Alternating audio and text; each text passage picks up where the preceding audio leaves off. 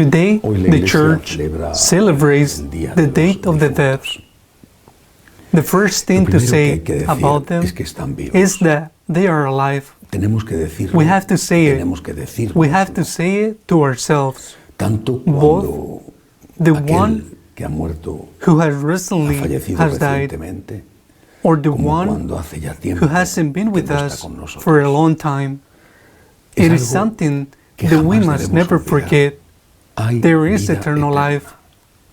We live in a society that has lost faith in eternal life, even in a church that has not officially lost it, but has a large stop talking about it, so that, little by little, the which is the great hope that Jesus Christ brought to the whole world with His resurrection has been blurred or disappeared.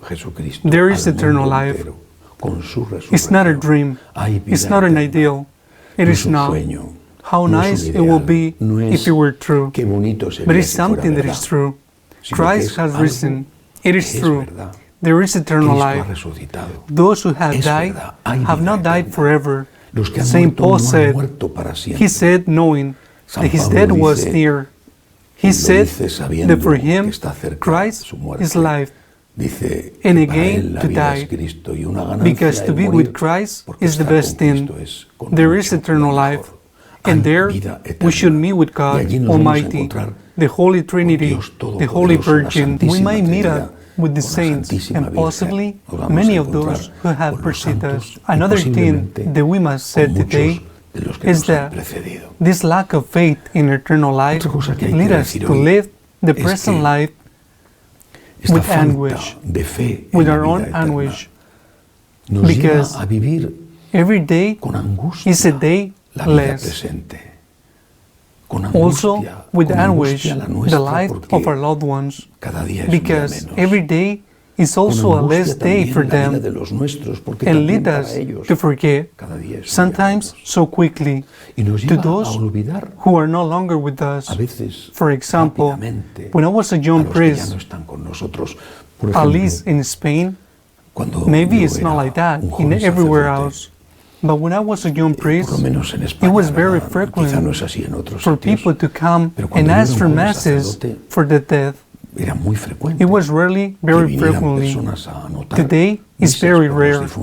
Almost nobody prayed for their loved ones. Almost nobody. Only some old person to stop praying for a loved one is to forget him, is to give him a kind of a second death, the death of the forgetting. When I was a child, every November 1st, the whole family will go to the cemetery. There, in my family grave, my grandmother and my maternal aunt. At that time, there was no one else.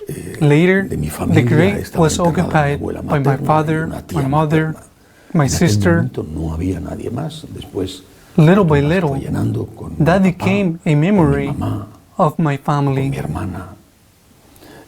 I cannot go to the cemetery, and these days, in many cases, it is forbidden because of the virus. I cannot go to the cemetery when I want to, because among other things, I don't live in Madrid, but I never stop praying for them.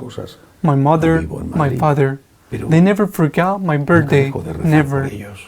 Even when they were older, they never forgot my birthday. I should never forget the day they died. And I should never stop praying for them. And being a priest, I can offer the Mass for them. Well, it's an advantage to have a son who is a priest naturally.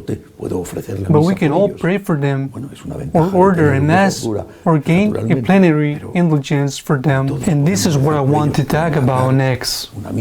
Every year, on November 2nd, you can gain the plenary indulgence for a loved person by fulfilling naturally the conditions established for the Church to gain a plenary indulgence, confession, communion, 1 week before, 1 week after, or if you can, 1 week, 2 weeks, before, 2 weeks after, pray Our Father, for the Holy Father, for the Church, and pray the Creed. Well, of course, pray for the loved one, which can be one every year. The plenary indulgence for the loved one, every year on November the 2nd. This year, because of the situation, the Pope has allowed the plenary indulgence to be gained on any day of the month of November. In addition, there is another plenary indulgence which can be gained every year. In between November the 1st and the 8th, if you visit the cemetery, you visit the cemetery every day. It is more difficult indulgence indeed, because you have to go to the cemetery every day between the 1st and the 8th, and there pray for the loved one. This year too, because of the situation, the Pope has changed that. The rule that allows you to gain the plenary indulgence by visiting the cemetery for 8 days, even if it's alternative way, and if you cannot go to the cemetery because it is closed or you can't move, it's enough that you pray for your loved one for 8 days and that you fulfill the conditions. I repeat, confession, communion, naturally. Communion in the grace of God, confession, communion, praying for the Holy Father, for the Church, and praying the Creed. We have a debt with our death, a debt. Perhaps they were imperfect.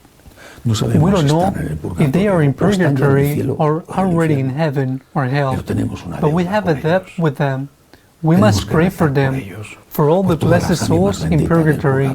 We have a debt. Let us not forget them. We would like them to forget us. My mother, for instance, liked very much to take flowers to my grandmother to the tomb. Her mother, who was already buried, and she liked it very much. From time to time, to go to the cemetery, and of course, on November the 1st, she would leave the tomb full of flowers. It was beautiful, but she didn't do it because she thought that my grandmother would come out and smell the flowers at the night. But as an expression of love, the best expression of love for those who are sometimes the ones who give us our life, our parents, I repeat, even if they were not perfect, the best expression of love is prayer. Don't forget the death. Don't give them a second death by forgetting them. Pray for them, and if you can, win the plenary indulgence if you can. Don't forget to do it. So be it.